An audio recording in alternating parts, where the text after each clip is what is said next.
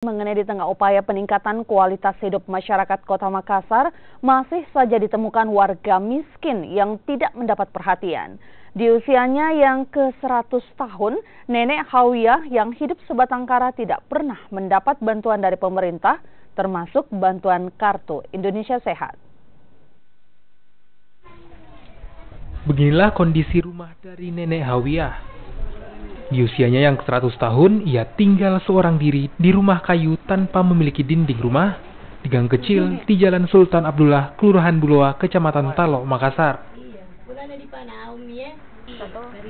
Kondisi kesehatannya mengharuskan ia hanya terbaring lemah di lantai kayu beralaskan terpal bekas. Ironisnya, Nenek Hawiyah tidak pernah mendapat bantuan dari pemerintah berupa kartu layanan kesehatan ataupun bantuan sembako. Ini Nenek Wia sakit, baru kasihan dulu sakit memang tapi sakit jalan-jalan gitu. Sekalinya itu tidak jalan bengkak anunya. Nah dulu waktu sakit kalau masak saya bawa kayak nasi sayur.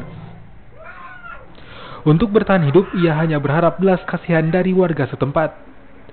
Ketua RT setempat bahkan berulang kali mengajukan permohonan bantuan untuk Nenek Hawiyah, namun belum mendapat tanggapan.